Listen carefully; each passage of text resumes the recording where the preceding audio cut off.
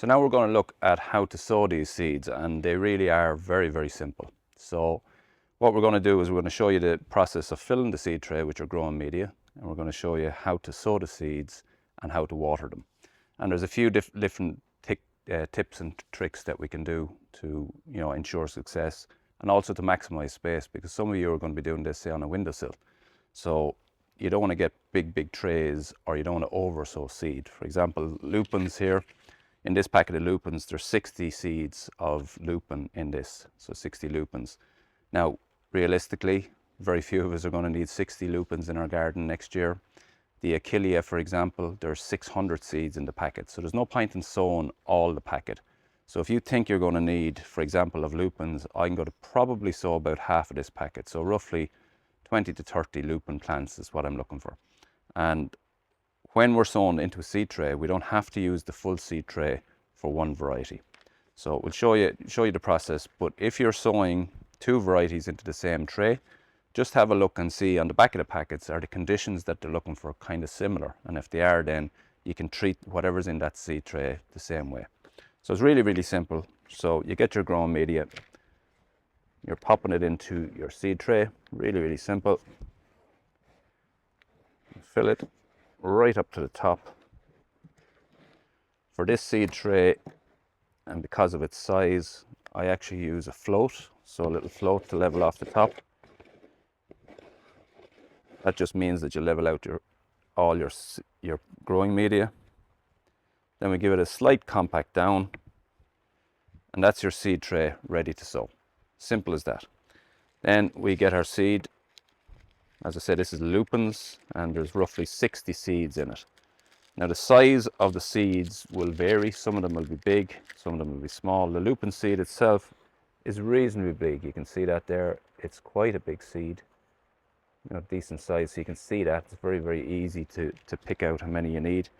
And we'll sort of evenly spread them on the tray. Now with all of these, we're doing what's called surface sowing. So that means we're literally just sowing on the top of the surface. We'll put a slight covering over them all, and I'll show you two different methods for doing that. So there we are, spreading them out. If two fall side by side, it's not a big problem either.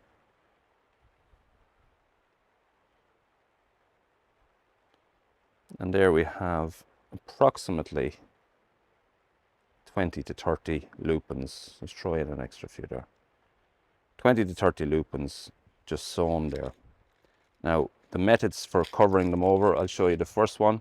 So you can just literally get a shake of compost and shake it out on top. Or if you have a sieve, better still. So just your sieve, just a slight little covering. You just basically barely want to cover the seed. So these are surface sown predominantly. And this slight little covering at the end is just to kind of fix them into the seed tray. You can just give it a slight tamp down. You're not pushing it, you're just sitting it down on top. And then all you do is stick in your label. I'll show you the watering process, because that's quite important. I'll show you the watering process in a minute when we're finishing off there. But that's how you would sow a single variety within a tray. Surface sowing, all of these are going to be surface sown. So that's that one. And I'll show you a separate tray here. And this one now is the same seed tray. What I've done just in the middle, I've separated out into two halves. And in one half, I'm going to put Rudbeckia, which is this beautiful one here. A lot of you will know it as Black-Eyed Susan, so that's Goldsturm, and that is the original Black-Eyed Susan. So this is a really beautiful plant. It's actually flowering in September and right into October. Grows really fast, and it's a real standout colour at this time of the year. The second one that I'm sowing is Salvia, Blue Queen. So you can see here, this is a really nice Salvia, and again, that'll grow really well. So why I've paired the two of these together is that the Salvia and the Rudbeckia, they really like consistent heat. So what we're going to do is we're going to sow the Rudbeckia in one half, and then the other half we'll sow the Salvia. But we'll use, in this scenario, we'll use the propagator lid, and that'll mean that we'll have consistent heat in here. So we do have a vent on the top, so if it gets too much condensation, we'll just open it up. But for the start, in order to get germination, these like a consistent temperature.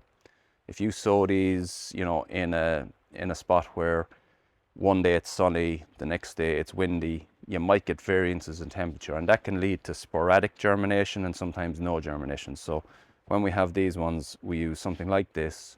Can be a cold frame, obviously on your windowsill, or even something as simple as I showed you earlier, the little homemade propagator like that. It's a really, really simple way of doing it. But again, we're looking for that consistent temperature in order for these to germinate. So that's why we're grouping these two together. So again, just to show you on these, so we have our labels, always dated, and the name on them. Just pop that into your tray. Take out our seed. Now, Salvia seed is quite small, so you'll notice the difference here. It's a little bit smaller than the lupin that we saw a minute ago. So you see it's a good bit smaller. So again, we don't need probably to sow all of these. So what we're going to do is just really, really gently roll it in our finger. So that's about 5, 6, 2 drop together there, but that's fine. We probably have 10 now, so we'll aim for about 15.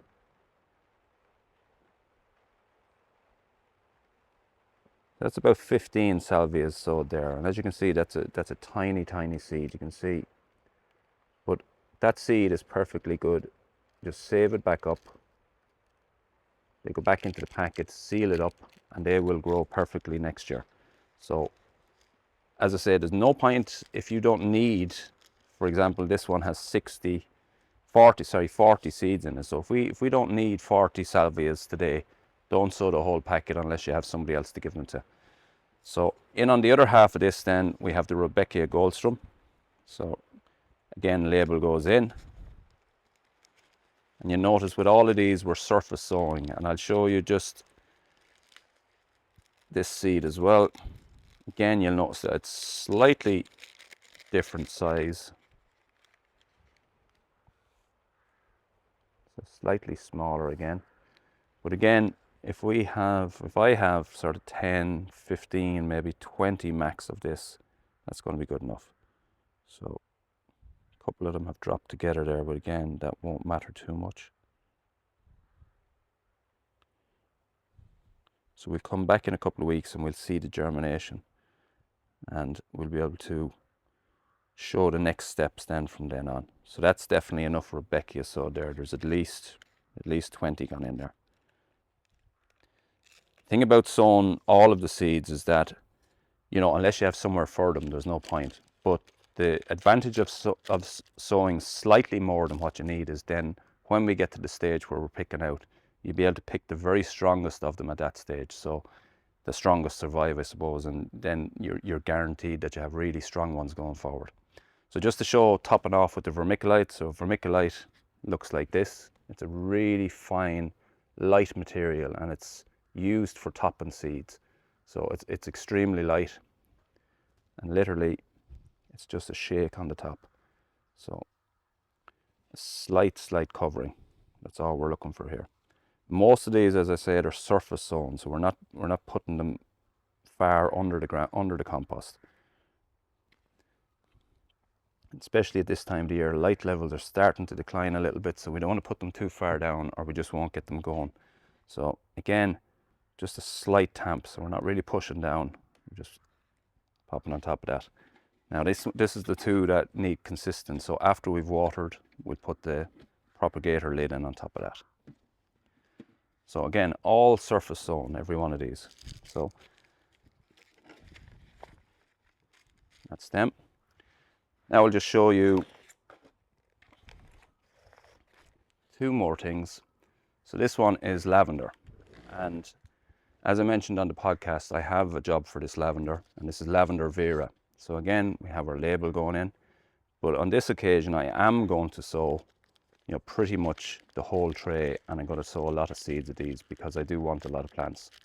Now lavender, generally speaking, is going to like dry, to be dry as it's growing. So we're going to use a little bit of watering while we're getting it to germinate, but once we have it up and running, I'm going to grow these slightly on the drier side over the next couple of months. Okay. So again, just to see this seed smaller yet again. So it's very, very small, this seed. And the whole tray is going to be sown. So again, just roll it slightly in your finger. And these can be quite hard because they're really, really small. So we're just giving it a little roll.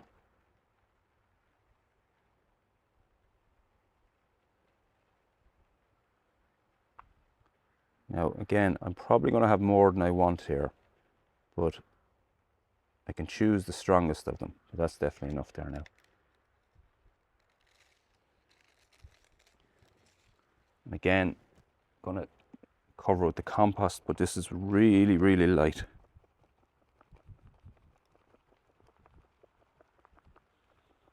So you can see it's not really a full covering, it's just a slight little bit on top.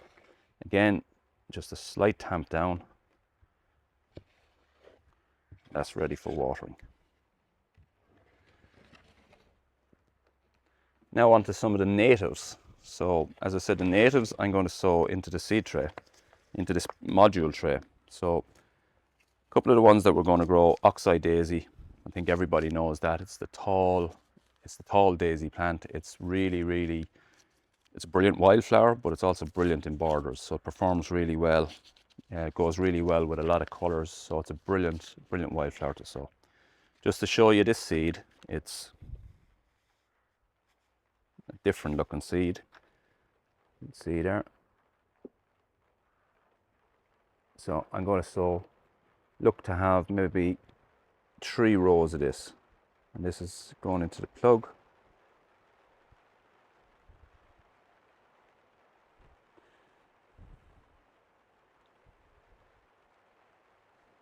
Today is a typical day in September, so we do have, and you can probably hear in the background, a little bit of rain falling now, but we've had really warm sunshine as well. So it's perfect conditions, you know, with the heat, with the bit of sunshine for getting seedlings going. So there's 3 rows of oxeye. A lot of seed going in here. Don't need that much seed really. Maybe one more.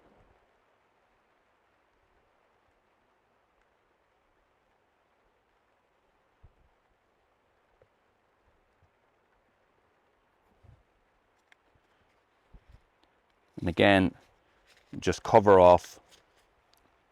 I'll finish out the rest of the tray with some other ones.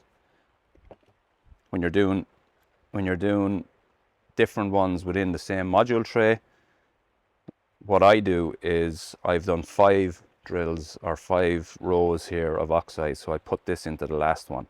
And then if I do 2 of, say, white campion, I put the white campion label in here, and that tells me exactly where they are then.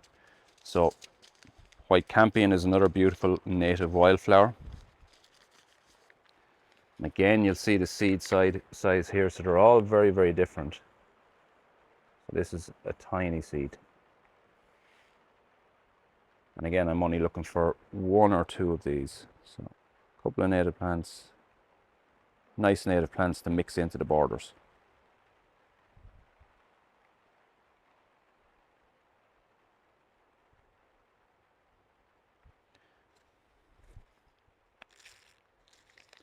Okay, so that's how we do the seed sowing. We're always then, you know, topping off with a little shake.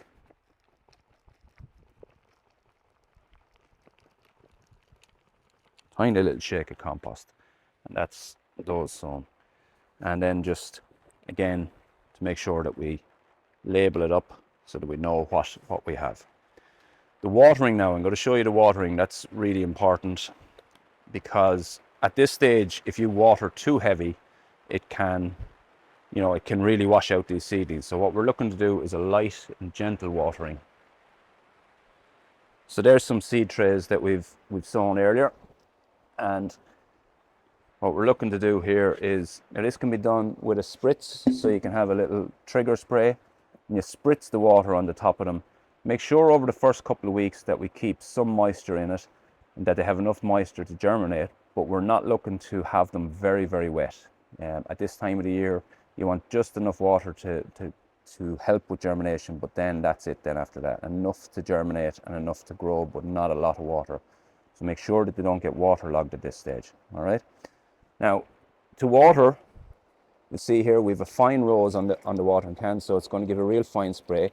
Have your rose facing upwards, and then you sweep in over. So the reason we're sweeping over, I'll show you in a second why we do that. So just nice and gentle all over. The reason we do that is as you start to pour, you'll see you get that heavy drip just for a second or two. We don't want that in over the seed tray, because when that's in over the seed tray, it will wash out the seeds. So you start your out here and then you sweep over. Okay, so that avoids that heavy drip. As the rain pours down outside, it's apt that we're talking about this, but that's exactly what we do. So once you have these sowed, once you have these watered, what we're looking to do then is to put them somewhere where they'll get some protection. So these ones will go into a propagation bench on the polytunnel, but they're also perfectly fine in your windowsill, for example, in your conservatory, your greenhouse, or somewhere outside with a propagator lid on it, cold frame, for example. Some of the little zippy pop-up tunnels, any of those are perfectly fine.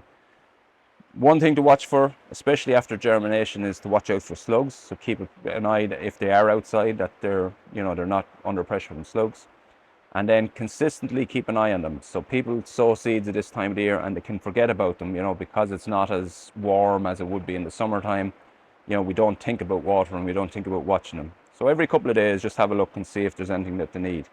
And they'll grow perfectly fine. So we should see germination here within 10 days, maybe 2 weeks. And then we'll come back here in a couple of weeks' time and I'll show you the pricking out and how we're going to pot these on to become fully fledged perennial plants for next summer.